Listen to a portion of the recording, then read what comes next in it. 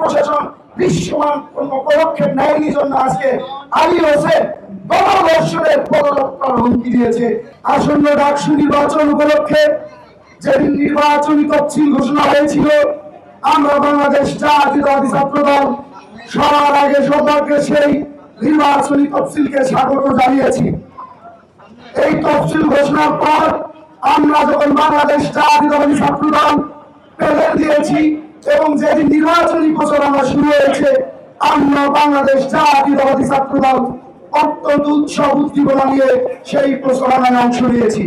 আপনারা জানেন গতকালকের ঘটনা এবং গতকালকের ঘটনাকে কেন্দ্র করে আলী হোসেন নামক প্রতিবাদ কর্মসূচি করছি, কিন্তু এরই মধ্যে আমরা আমার হল পর্যায়ে নেতাকর্মী এবং সমর্থকদের আমরা কিন্তু হলে হলে প্রচার প্রচারণায় পাঠিয়েছি। আমরা একই সাথে নারীদের পক্ষে আমরা এখানে দাঁড়াচ্ছি, একই সাথে ডাকসু নির্বাচনের প্রচার প্রচারণায় আমরা ব্যস্ততর সময় পার করছি।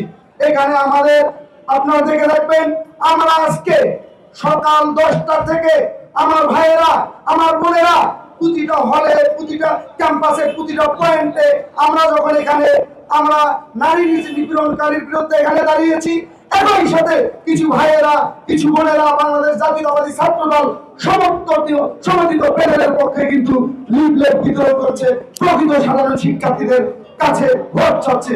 এই হলো আমাদের অবস্থা। কেন আমাদের আজকে এই অবস্থা হলো? আমরা বাংলাদেশ জাতীয়তাবাদী ছাত্র দল সব সময় বলে আসছি, 15 আগস্ট পরবর্তী সময়ে বাংলাদেশের সর্বোচ্চ বিদ্যাপীঠ ঢাকা বিশ্ববিদ্যালয় ক্যাম্পাসে যে প্রশাসন নিয়োগ হয়েছে, সেই প্রশাসনকে আমরা সব সময় সহযোগিতা করে এসেছি এবং সেই প্রশাসনকে দৃশ্যমান পদক্ষেপ নেওয়ার জন্য বারবার স্মারকলিপি প্রদান করছি। এইরকম নারী নিপীড়নমূলক কথাবার্তা ক্যাম্পাসের মেয়েদের হলে সব সময় চলে আসছে। আমরা একের পর এক স্মারকলিপি দিয়েছি, কিন্তু এই প্রশাসন দৃশ্যমান কোন পদক্ষেপ নেয়নি জন্য আজকে আলী হোসেন গণধর্ষণের পদযাত্রার হুমকি দিয়েছে একজন ডাকসু নির্বাচনে অংশগ্রহণকারী নারী শিক্ষার্থীদের উপর। এই এই এই স্ট্যাটাসের দায় এই প্রশাসন এড়াতে পারে না। আমাদের প্রকৃত শিক্ষার্থীদের কারে কারে বসতে হচ্ছে আমাদের পক্ষে ভোট চাওয়ার জন্য। আমরা যদি এখানে অবস্থান কর্মসূচি দীর্ঘায়িত করি, আমাদের এদিকে প্রচার প্রচারণা বাধাগ্রস্ত হচ্ছে।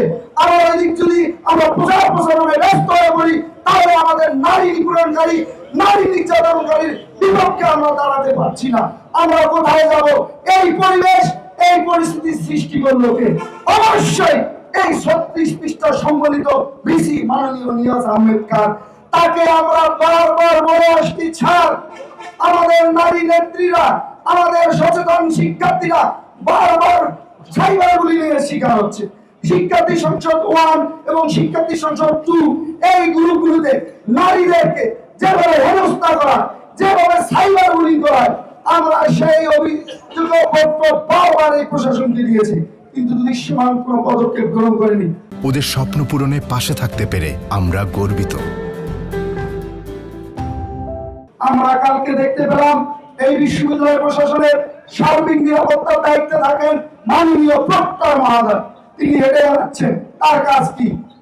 তিনি নাকি এই ক্যাম্পাসের নিরাপত্তার সাথে দিন রাত 24 ঘন্টা কাজ করছেন। তিনি যদি দিন রাত 24 ঘন্টা কাজ করত, তাহলে এই একজন ডাকসু ক্যান্ডিডেটকে এইভাবে হেনস্থার সম্মুখীন হতে হতো না।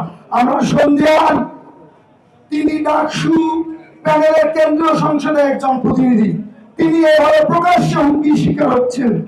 অন্যান্য স্বতন্ত্র প্যানেলে যে বোনেরা আমার নির্বাচনে অংশগ্রহণ করছে, তাদের মনের অবস্থাটা বুঝুন।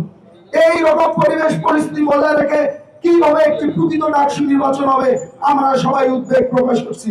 এই ডাকসু নির্বাচন উপলক্ষে একদম চিফ রিটার্নিং কর্মকর্তা আছে, আমরা ইতিমধ্যে 7টি অভিযোগ তাকে দায়ের করেছি। তিনি কি দৃশ্যমান পদক্ষেপ নিয়েছেন তিনি এখন পর্যন্ত কোনো ব্যাখ্যা দেননি। এই নির্বাচনের আচরণ যদি বারবার লঙ্ঘন হওয়ার পরও আমরা দৃশ্যমান কোনো পদক্ষেপ দেখতে পাচ্ছি না।